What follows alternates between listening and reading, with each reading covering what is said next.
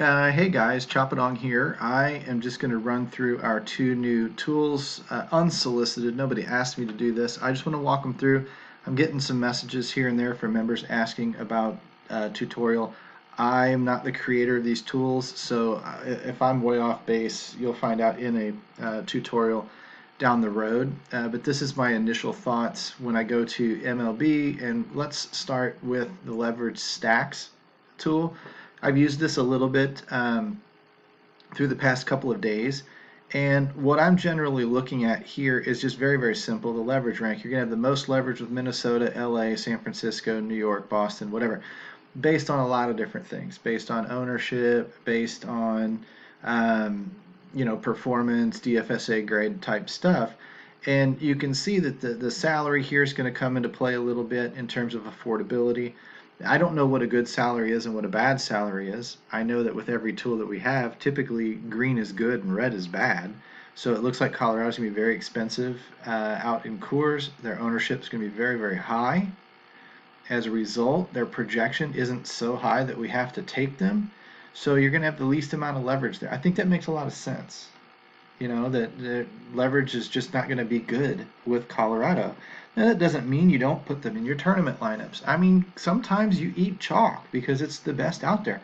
And Colorado, by a little bit of research that I did today, is scoring runs. One of the higher scoring offenses in the league right now. Duh, right?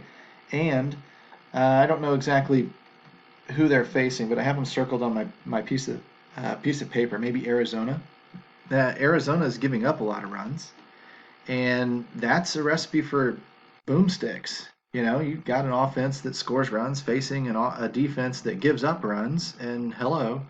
So that's a great, great, great matchup. Everybody sees it. Everybody's going to be on it anyway. Everybody's always on Colorado at Coors, but that doesn't mean that you don't get some exposure to them. Now, personally, I would decrease my exposure to them. If I was looking at this and going, holy cow, I need like 30% Colorado stacks, well, I might lower them to like 10 or 15. I'll still have quite a few, but chalk fails in MLB. I'm just not going to have a lot of it. I will still have some. Houston probably will have some. Arizona probably will have some. The Colorado, build a game stack if you can, if it's affordable, because honestly, you're going to end up with some 10 to 8 type of games. That happens, and everybody's going to be out there. And it's just who has the right combination, who doesn't, and yeah, yeah, yeah. But if you're really wanting the leverage, because all the ownership is going to be tied up in some of these teams here, you're going to be looking for ownership that's a little bit lower in these teams up here. San Francisco. Well, of course, nobody likes San Francisco. Their ownership's going to be low. But today, based on their matchup and their points projected and their average salary and their average grade, etc., there's actually a lot of leverage in them should they go off and happen to have one of those days where they score a lot of runs. Now, is it going to happen where they score 8 to 10 runs and break the slate? Is that going to happen in this particular matchup, even 50% of the time? No.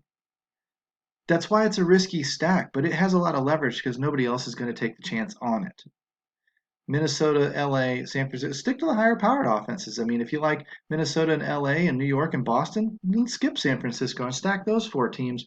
Put, 10% each on them, take up 40% of your shares with these four teams. Hope one of them goes off. Hope you end up with a lot of leverage on it, and then split your other 60% down here in Colorado, Houston, and Arizona, or San Diego, or whatever that doesn't have a lot of leverage, and or mix and match. One of the things I like to do is I like to make these my small stacks. If I do a 4x3 on FanDuel, I'll put my 4 stack on one of these and hope they go off, and my 3 stack here. So I've still got a piece of the chalk, but I've got a little bit smaller piece of the chalk than anybody else.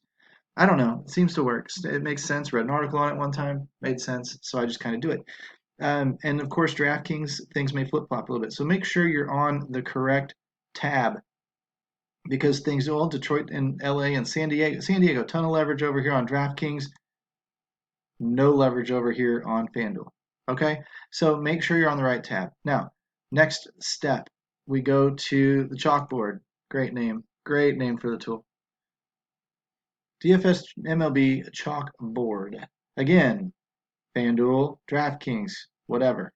Make sure that you're looking at the right place. But these are going to update in real time throughout the day from what I read, in that as projections change, Robbie Ray all of a sudden, somebody on the opposing team. Charlie Blackmon sits. Again, I'm just rolling with the fact they're in course. I didn't. That's what I think. I'm not 100% sure there. But let's say Charlie Blackmon and Nolan Arenado come down with COVID and are scratched tonight. And for whatever reason, the game is not scratched with it. And all of a sudden, a couple of schlubs come in. Well, Robbie Ray's chalk will probably go up. His projection will go up. He'll become even more highly owned, right? This will change. Or let's say down here with LA, I don't know who they're playing today, but let's say that somebody else, a big bat gets scratched. Well, Dustin May's ownership may come up as a result because as we update these projections and update these ownerships, these spots on the leaderboards are going to kind of shuffle around a little bit.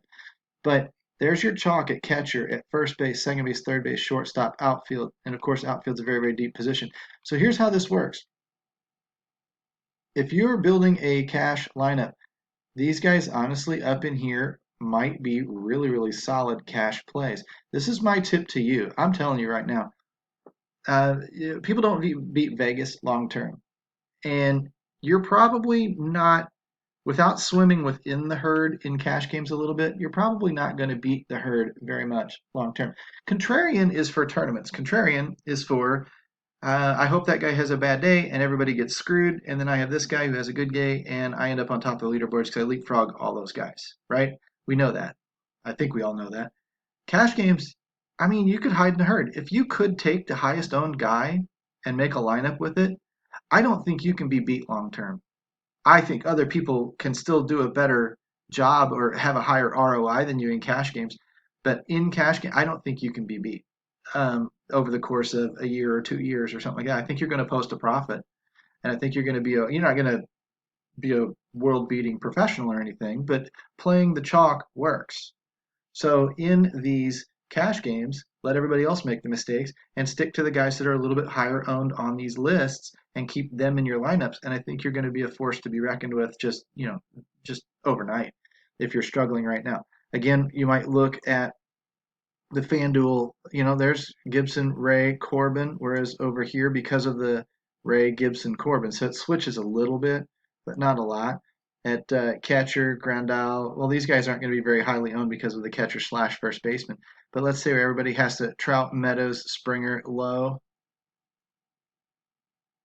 Hampson, Meadows, Sugo, whatever, Marte, Trout's way down here. So you can see again the price differences make a difference in ownership. You might be able to find some pricing discrepancies on these two, going back and forth between the two. And maybe Mike Trout's absolutely in your FanDuel cash game, but maybe he's not over on DraftKings because you're finding, a little bit better value in the outfield so that you can pay up for the more scarce positions over here.